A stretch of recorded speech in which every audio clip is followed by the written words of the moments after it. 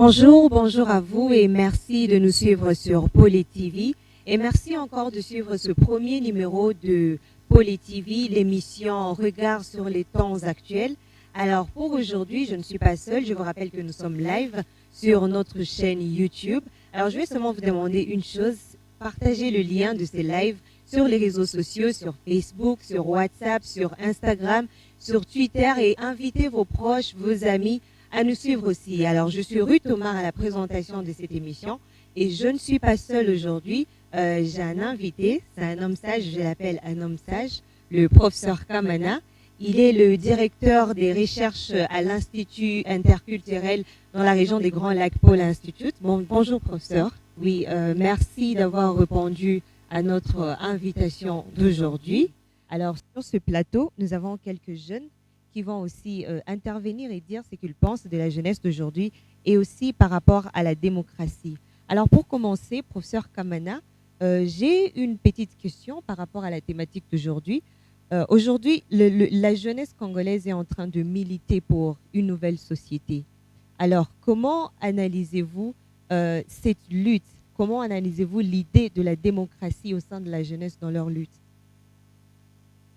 Les jeunes sont, comme beaucoup de jeunes africains, aujourd'hui préoccupés par l'état réel de la gouvernance dans nos pays. La gouvernance au sens global du terme, c'est-à-dire la gestion de l'économie, la gestion de la politique, la gestion de la culture et la manière dont nos pays, depuis nos indépendances des années 1960, comment nos pays fonctionnent. Est-ce qu'ils avancent? Est-ce qu'ils reculent? Sommes-nous contents de la manière dont nos pays sont gérés? En quoi croyons-nous véritablement en tant que citoyens? Et les jeunes, ces dernières années, dans notre pays, ici en République démocratique du Congo, comme partout en Afrique, vous sentez qu'ils vibrent avec de nouveaux désirs de changement. C'est le désir de transformation sociale que l'on a vu, par exemple, en Égypte, en Libye, en Tunisie, au cours des printemps arabes. Mais on a vu aussi au Burkina Faso, avec les ballets citoyens, on a vu au Sénégal avec Y'en a marre, on a vu en Guinée, on le voit en Côte d'Ivoire. On sent que ça bouge de partout, que les jeunes veulent une rupture avec tout ce qu'on a vécu dans nos pays depuis l'indépendance. Parce que depuis l'indépendance, si nous nous souvenons bien, tout a démarré par des grandes utopies de liberté. Et puis, les pouvoirs militaires se sont imposés partout, instaurant des dictatures souvent féroces. Et particulièrement dans notre pays, nous avons eu 32 ans d'une des dictatures les plus sanguinaires du monde. Et après ce temps, on a cru que s'ouvrait une belle période de démocratisation de l'Afrique. Malheureusement, après l'euphorie des conférences nationales partout en Afrique, on voit petit à petit revenir les pouvoirs dictatoriaux. Et quand on parle de démocratie, c'est souvent des démocraties de comédie, des démocraties de caricature ou des démocraties de salive, tout simplement, et sans qu'on cherche à savoir ce qu'on veut exactement. Or, les jeunes s'élèvent aujourd'hui pour que la démocratie puisse devenir un chemin, mais un chemin qu'il faut qu'ils pensent par eux-mêmes. Et c'est ce chemin-là que nous essayons tous ensemble à l'université alternative de tracer en pensant une rupture avec tout l'ordre que nous avons vécu dans notre pays et un renouveau qui permette à notre pays de penser la démocratie selon la vision que les jeunes voudraient en avoir. Et c'est là que le débat s'instaure. Le débat, c'est de savoir qu'est-ce qu'ils entendent exactement par démocratie et quelle démocratie ils veulent. Et derrière les mots et ces étincelements dans nos imaginaires, qu'est-ce qu'on veut exactement voir. Or, sur ce point-là, il est frappant de regarder les logiques des combats des jeunes dans notre pays aujourd'hui. Et c'est là que commence à se poser les problèmes. Ce qui me frappe, moi, personnellement, en tant qu'adulte, travaillant avec les jeunes, observant leur mode de pensée, et leur mode de désir et leurs principes de connaissance de la société, je me rends compte que la première logique qui frappe, c'est un peu la logique d'opportunisme. Que beaucoup de jeunes se lancent dans la recherche de la démocratie par pur opportunisme, comme si c'était le chemin pour entrer dans les cercles du pouvoir où ils seraient remarqués par certains hommes politiques qui leur donneraient autour d'eux des places de conseillers, des places de ministres dans les gouvernements, et de telle manière qu'une fois qu'ils sont à ces places-là, ils commencent à penser exactement comme ce contre quoi ils se sont battus. Et cette logique d'opportunisme est au cœur de beaucoup de combats de nos jeunes et chez beaucoup de leaders que je rencontre. Mais il y a une autre logique à côté de la logique d'opportunisme, c'est une logique de fantaisie, où des jeunes croient que le combat pour la démocratie, c'est un jeu où il faut s'agiter, organiser des manifestations, des sit-ins, provoquer les pouvoirs publics, se faire arrêter de temps à autre, exiger qu'on parle d'eux, surtout dans les pays occidentaux qui veulent surtout avoir une certaine image de nous, comme des dictatures qui dominent, qui soumettent les jeunes, qui les empêchent de prendre la parole. Alors, les jeunes entrent dans ces jeux-là comme par fantaisie. Et quand on les arrête, des radios occidentales, on parle d'eux, et puis les jeux finissent par là, parce qu'on en a parlé, on existe parce qu'une radio occidentale a parlé de ce qu'ils font. Et ça, c'est de la fantaisie. Et il y a une démocratie de fantaisie qui est dans les combats des jeunes. C'est une deuxième logique. Une troisième logique qui me frappe, c'est la logique du fétichisme. Le fétichisme, c'est de croire que les mots font la réalité. Quand vous avez dit démocratie, vous pensez que vous avez réalisé la démocratie. Vous pensez que vous vous battez pour la démocratie, alors que vous vous battez pour un mot. Et le mot qui est souvent vide. Et cette phraséologie vide, qui ne creuse pas les choses en profondeur, me frappe aussi dans certains de nos jeunes et dans les combats qu'ils mènent. Et quatrième logique qui me frappe, c'est la logique de la violence. Il y a beaucoup de jeunes aujourd'hui qui sont dans les groupes armés et qui sont, parce que, disent-ils, ils sont en lutte pour la démocratie. Ils veulent instaurer l'ordre démocratique, mais par les armes, par l'insécurité. Et dans notre pays, aujourd'hui, il y a tellement de groupes des groupes armés qui sont entre les mains des jeunes au nom de la démocratie, alors que de démocratie, ces jeunes ne savent absolument rien. Mais la violence devient comme une manière d'être, une manière de s'affirmer, et d'autres jeunes entrent dans les mêmes processus et des perspectives s'auto-génèrent. Et il y a des rébellions qui se créent partout. Ici, dans le Nord Kivu, où nous nous trouvons, c'est une logique très, très, très, très visible. Et la dernière logique qui me frappe, c'est la logique du pessimisme aussi. Les jeunes parlent de la démocratie à partir de l'hypothèse que nous sommes incapables de démocratie. En disant, oui, nous les Congolais, nous ne sommes pas faits pour la démocratie, nous aimerions bien avoir un pouvoir fort, hein, qui puisse au moins mettre de l'ordre partout. Et nous croyons, même les adultes commencent à y penser.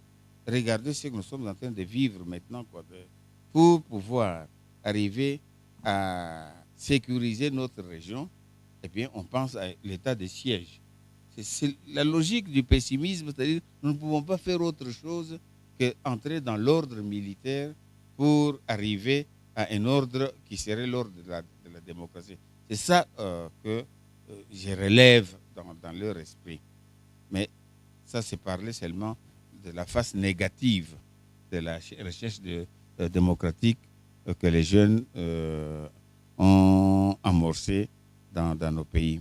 Mais il y a une dimension positive. S'il vous plaît, professeur, mais parlant de toutes ces logiques que vous venez d'expliquer, ne serait-ce pas un moyen pour les jeunes de pouvoir un peu se retrouver, se situer quelque part par rapport à la crise que le pays traverse sur tous les plans?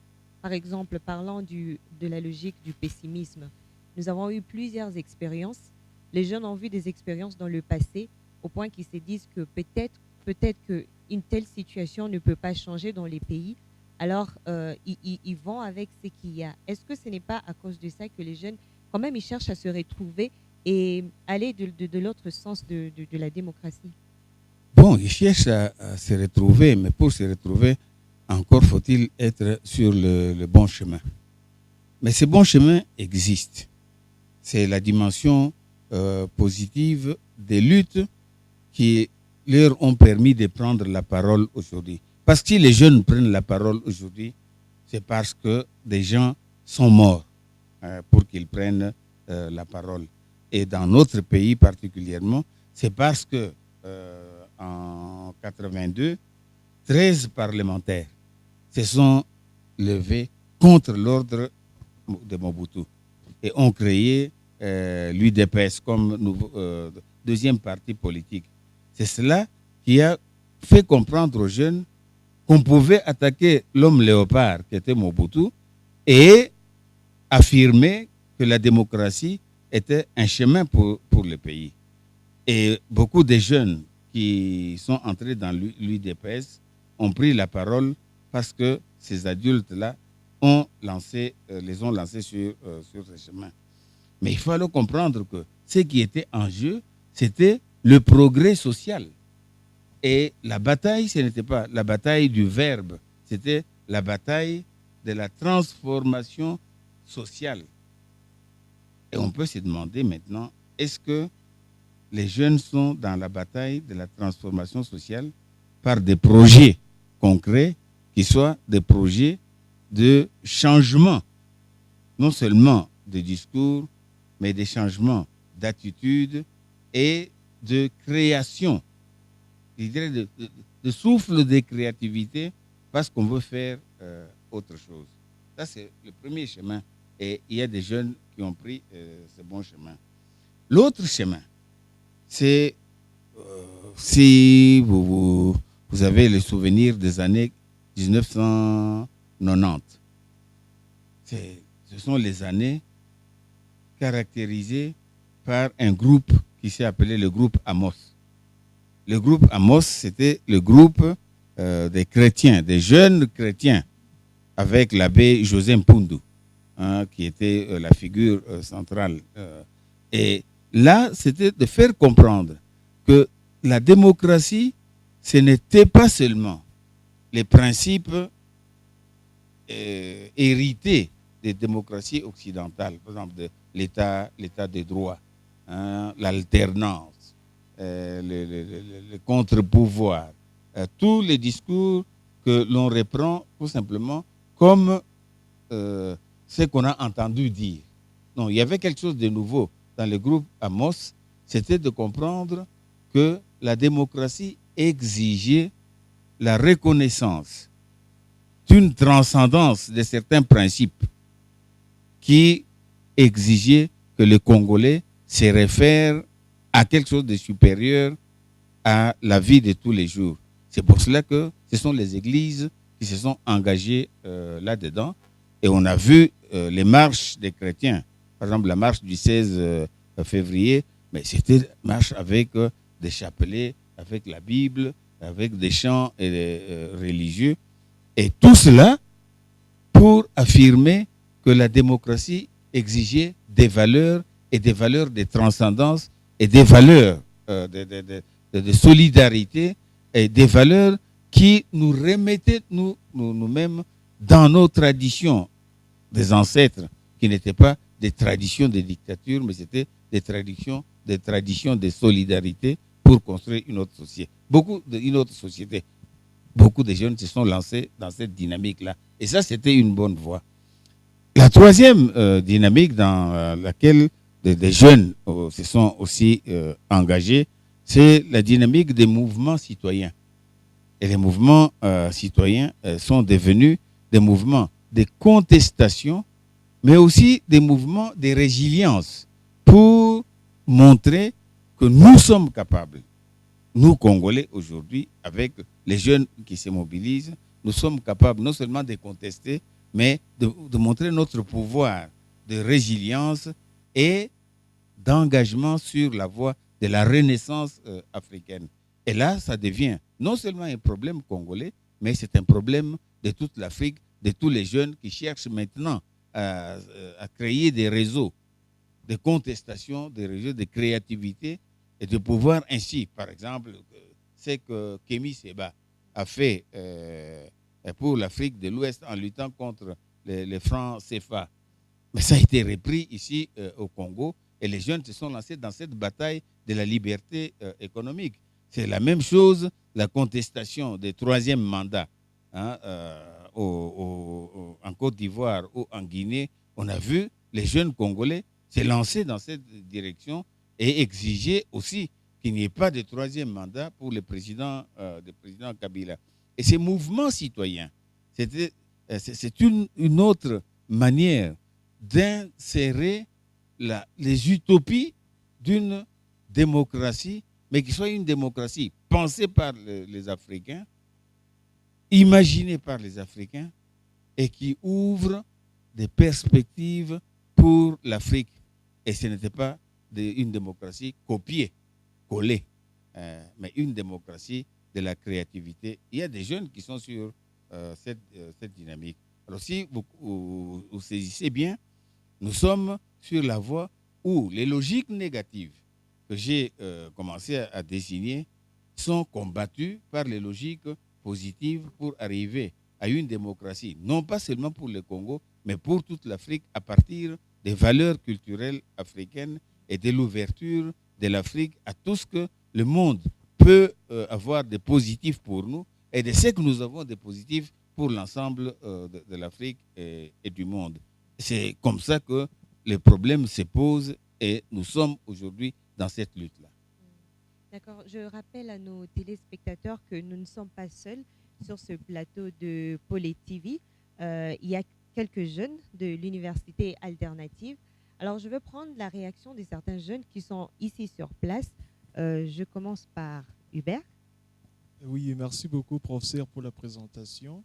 Dans votre article, l'imaginaire politique et les combats des jeunes pour une nouvelle société en République démocratique du Congo, quelque part, vous vous inscrivez dans les débats que j'appelle le plus souvent les débats dualistes, parce qu'il y a une tendance qui pense qu'il faudrait aller avec la démocratie dans sa conception classique, et d'autres jeunes qui pensent plutôt qu'il faudrait peut-être avoir une démocratie africaine qui sera basée bien sûr sur des principes traditionnellement africains. Et dans votre article, vous dites que de ces deux points de vue, il y a des orientations qui sortent clairement. Et donc ma question serait de savoir quelles sont les orientations qui y sortent. Et la deuxième question, c'est par rapport aux logiques. Vous avez développé les logiques négatives autour de cette terminologie démocratie. Je voudrais que vous puissiez aussi nous parler un tout petit peu des logiques positives, parce que vous avez dit, même dans votre présentation, que les logiques négatives sont anéanties par un courant de logiques positives. En fait, on voudrait aussi comprendre ces logiques positives. Et la dernière question... Si on peut aller d'abord avec les deux questions. Ah, ok, merci. Oui.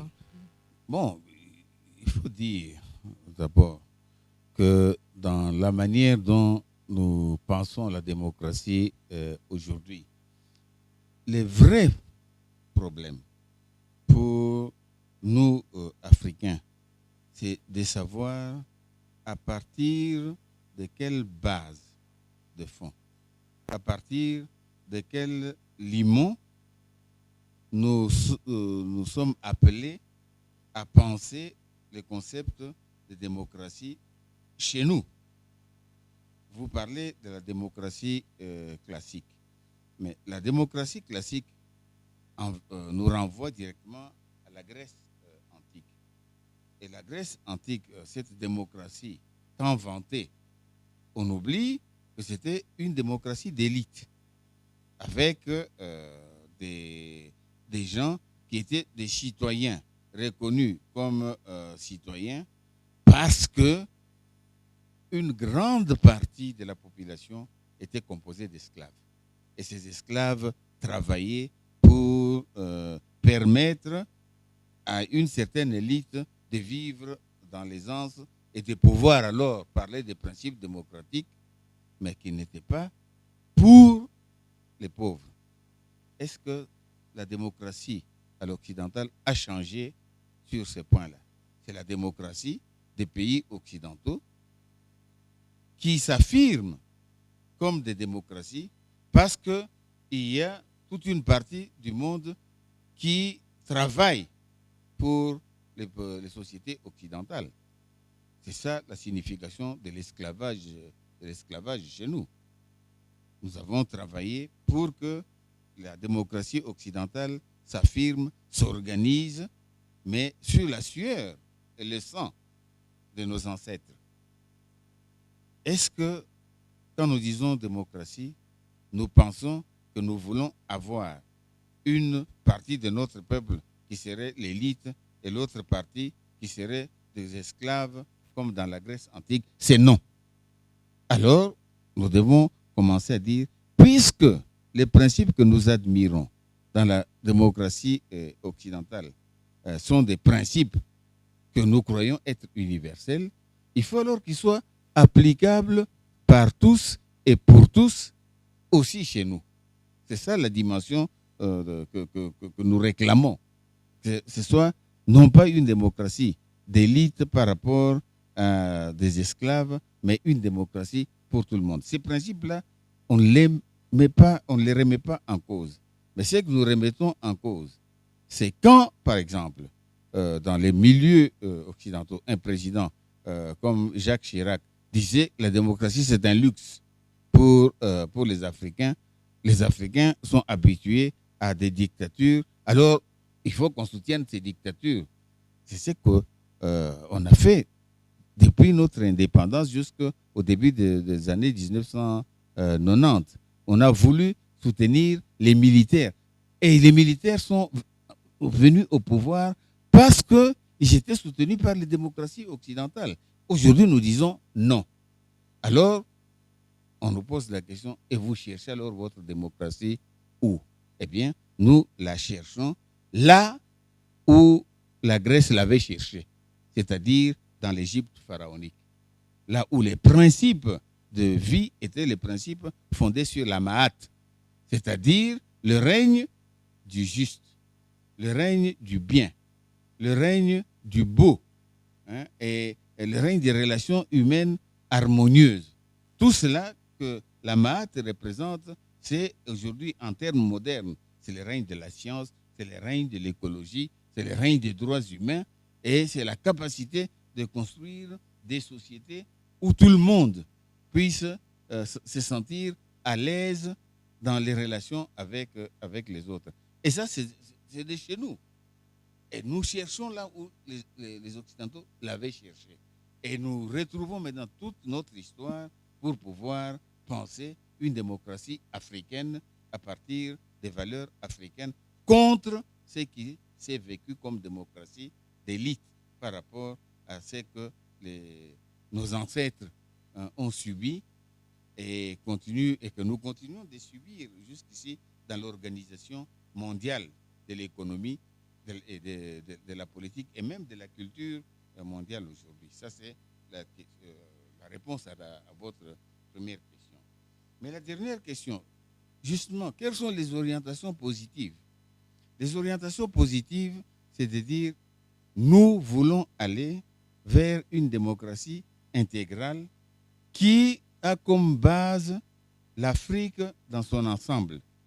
C'est le panafricanisme et la renaissance africaine comme chemin pour pouvoir considérer tous les Africains comme une seule unité. C'était la bataille de Cheikh Anta Diop. C'était la bataille de Nkrumah. C'était aussi la bataille de Kadhafi.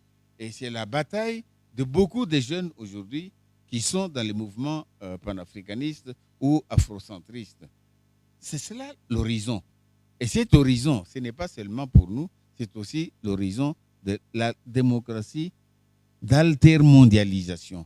Tout ce qui ne marche pas dans notre monde d'aujourd'hui, dans l'ordre économique, comme dans l'ordre politique, comme dans l'ordre culturel, comme dans l'ordre géostratégique, il faut que nous le changions en fonction d'une démocratie intégrale qui serait aussi non seulement panafricaine, mais aussi une démocratie mondiale. Alors, professeur, parlons de cette démocratie intégrale. Est-ce que vous pensez que l'Afrique, les pays africains pourront y arriver si on regarde un peu, disons, l'intervention ou bien la contribution de l'Occident dans la gouvernance de certains des pays africains, si je peux les dire ainsi? Il faut d'abord éviter un peu ces mots Occident.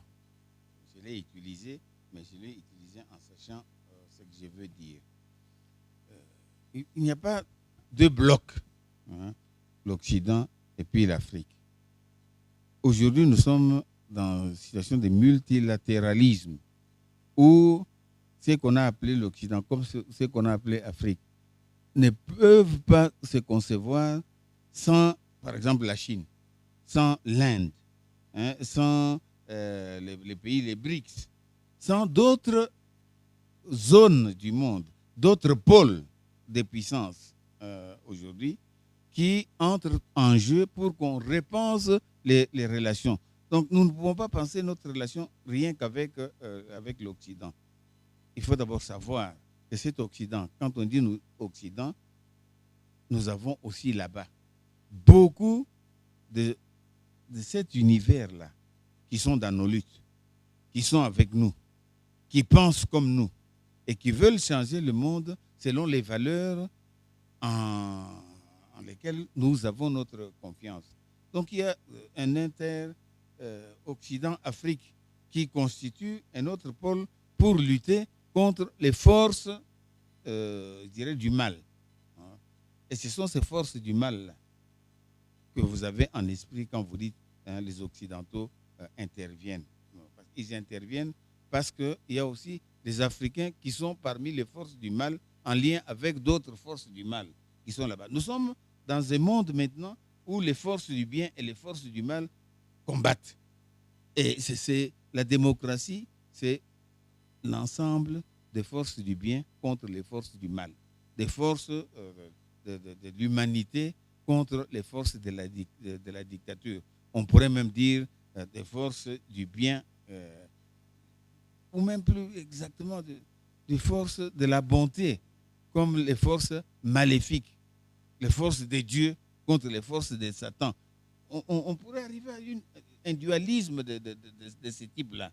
Et c'est ces combats-là nous sommes tous dans une perspective où partout dans le monde, il faut chercher les forces qui sont de notre côté pour pouvoir créer cette démocratie mondiale, mais qui serait la démocratie de la victoire sur les forces de destruction de la société. Merci beaucoup, professeur Kamana. Je vais prendre une autre réaction. D'accord, merci pour la parole. Je suis Eliane Feza. Alors, professeur, je vous ai bien suivi lorsque vous étiez en train de parler que les jeunes sont assoiffés du changement positif.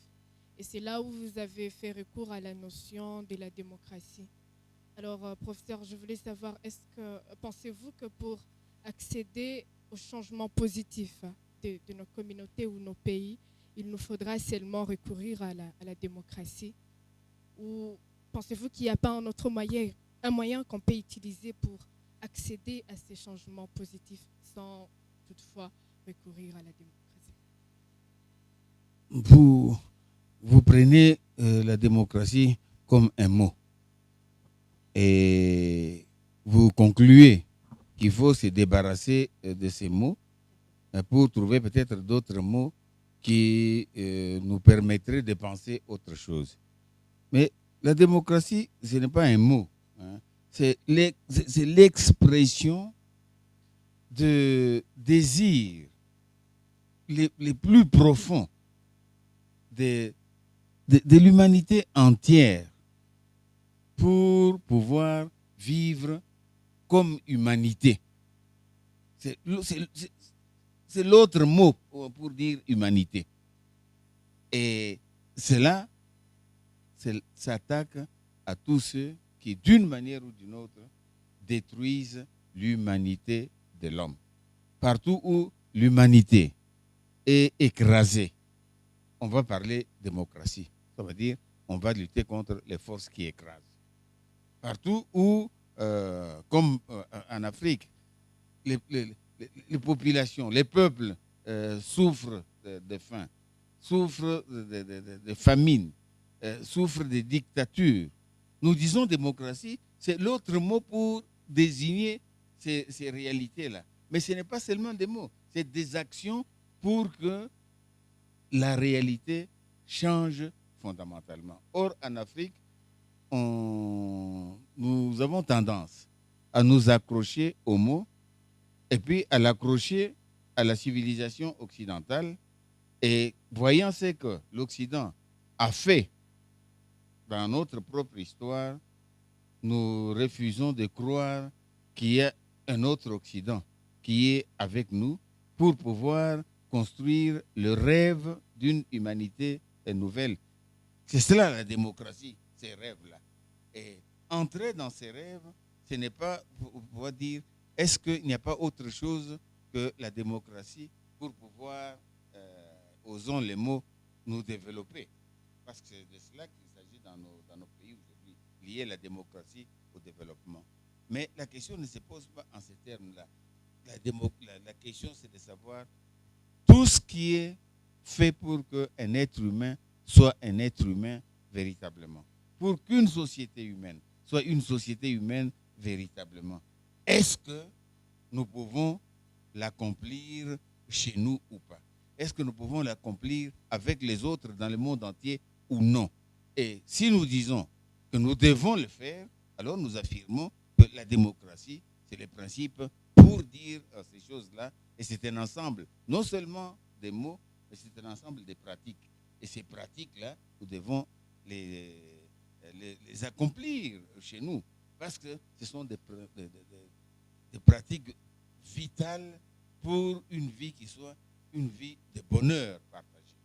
Et c'est, je dirais, la démocratie, c'est l'autre nom du bonheur. Et le bonheur, vous savez, c'est que ça signifie parce que nous sommes obligés de vivre toujours en fonction de cette perspective de bonheur. Et il faut que le bonheur soit partagé. Merci beaucoup, prof. Une autre réaction, vous allez me dire votre nom et aussi poser votre question. Merci beaucoup de la parole. En fait, je suis Christophe Amissi. Je suis un jeune qui fréquente les programmes d'université alternative. Professeur Kamana, merci pour votre exposé. Il a été vraiment profond et merci surtout à la réponse que vous venez à peine de donner à Eliane. J'ai un peu l'impression de n'avoir plus de questions. Néanmoins, il y a un doute qui persiste. Démocratie ou bonheur, quel terme faudrait-il employer aujourd'hui pour décrire l'idéal le plus profond? Déjà que aujourd'hui, pour parler de la démocratie, on se réfère à l'Occident. Aujourd'hui, pour parler de la liberté d'expression et de tout ce que la démocratie implique, on le conçoit au modèle occidental. Pourtant, vous n'êtes pas sans ignorer qu'il y a des systèmes aujourd'hui qui ne prétendent pas être démocratiques, mais qui vivent ces bonheurs-là. À l'instar du Rwanda, par exemple, je ne vais pas dire qu'ils vivent les bonheurs, tout comme je ne vais pas dire qu'ils ne le vivent pas, mais pratiquement on sent qu'ils sont en train de vivre un certain développement pas fréquent en Afrique. J'ai récemment entendu un analyste occidental, j'étais son nom, qui a taxé le président Magufuli comme étant un président antidémocrate. Tout simplement avec tout ce qu'il a, il a développé comme théorie et tout. Alors ma question, c'est de savoir concrètement, la démocratie telle que vous la concevez, vous, comme étant les bonheurs partagés, devons-nous la concevoir au modèle occidental ou au modèle même de valeurs qui nous sont propres en tant que peuple africain? Merci. Cessons de nous référer à ce que vous appelez le modèle occidental. Référons-nous à ce qui fait fondamentalement l'humanité de l'homme. Qu'est-ce qu'il faut à un homme pour affirmer qu'il vit heureux sa vie, qu'il est heureux d'être dans une société et de vivre dans cette société en s'épanouissant comme un être humain. Et ça ne renvoie ni à un modèle occidental, ni à un modèle asiatique, ni à un modèle rwandais, ni à un modèle congolais. Non, c'est au plus profond de nous-mêmes. C'est que nous cherchons à vivre. C'est cela que nous devons nous désigner par le terme démocratie. Ça veut dire, je dirais comme nos musiciens. Hein. Il y a un orchestre congolais, je crois que c'est l'orchestre de Bozi, le munichier Boziana. Hein. À un certain moment, ils chantent et ils disent « nous sommes bien ». Oui, hein, tout dit bimpa. Nous sommes bien. Et ils dansent, mais rien qu'en disant « nous sommes bien ». Si nous sommes capables, dans notre pays, là, chacun d'entre nous de dire « nous sommes bien, je suis bien », etc., nous sommes dans la réalité de la démocratie. Et il ne faut pas, à ce moment-là, nous renvoyer à un autre modèle qui existerait et que nous devions appliquer avec des principes. Le principe, c'est être bien, être à l'aise, être épanoui, et construire une société d'épanouissement, de relations, d'harmonie entre les personnes et entre les sociétés. Et rêver du monde où cette vision-là, ce serait la vision d'humanité véritable. À ce moment-là, je crois que tout ce qu'on discute sur démocratie occidentale, démocratie africaine ou démocratie, non, il y a des principes d'humanité, mais il y a des principes, et ces principes-là, nous pouvons les trouver chez nous. Parce que quand vous dites Occident, je vous ai dit, vous vous reportez à la Grèce, et je vous ai dit, si c'est cela la démocratie, ce qui s'est vécu en Grèce antique, eh bien, c'est de l'illusionnisme. Parce que créer une petite partie, une petite élite de la société qui vit bien par rapport à une masse qui est écrasée, si vous appelez ça démocratie, donc moi je ne vois rien qui pourrait être importé dans nos sociétés. Non, il faut aller au plus profond et chercher l'humanité de l'homme dans les principes des bases que nous trouvons dans notre humanité et que nous pourrions trouver même en Occident, même en Asie, et affirmer que là, les gens sont bien. Or, dans notre monde d'aujourd'hui, je ne sais pas s'il y a un pays où tout le monde pourrait dire qu'il vit bien. Et là, si vous ne les trouvez pas partout, des gens qui puissent affirmer qu'ils vivent bien, c'est que les combats de la démocratie, il faut encore le relancer pour que le monde entier soit dans cette situation-là. On est bien. Voilà.